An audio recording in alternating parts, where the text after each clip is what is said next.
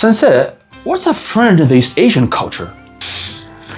You do know that China has about 3,000 years, right? From which period would you like to know about? Tell me about the most ancient philosophy then.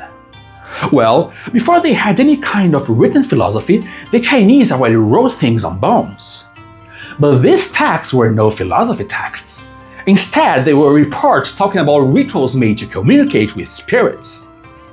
But since these reports were written with Chinese characters, we can understand much about how the Chinese saw the world by just analyzing the composition of these characters. That's because the characters often represent abstract concepts by using drawings of concrete things.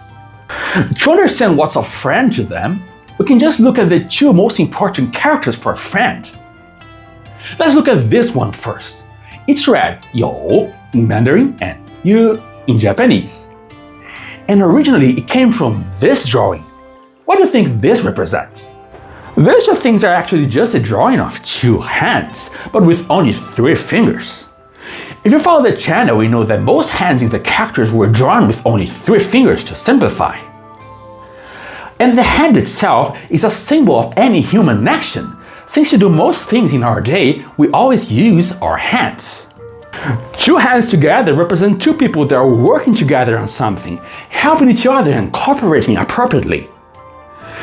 In other words, in East Asia, you and your best friend are like the right hand and the left hand. You're always supportive, helping each other out and putting effort together. Later, these 2 hands were put one above the other instead of side by side. And that's the shape that begot the character we have today. These 2 upper strokes represent 1 hand, while these 2 below form the radical for hand. Now look how cute. In the current version, the hands are touching. It's as if you were holding hands.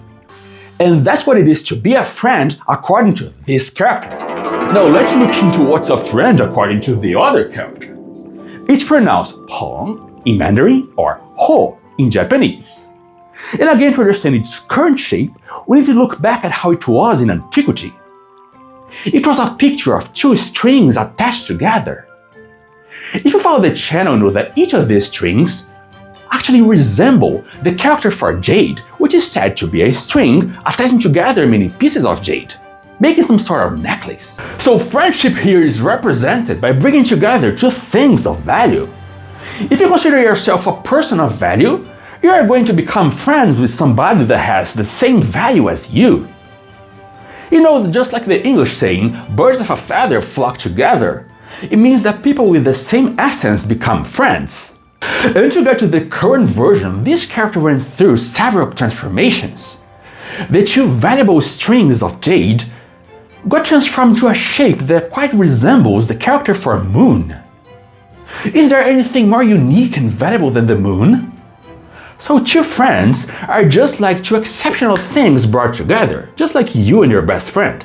So which other concept you'd like me to explain to the ancient East Asian character philosophy? I already explained here in the channel the concept of ear, which can be explained through 2 characters that have to do with walking forward and reaping what you sow. To watch this video, just click on what's going to appear right now.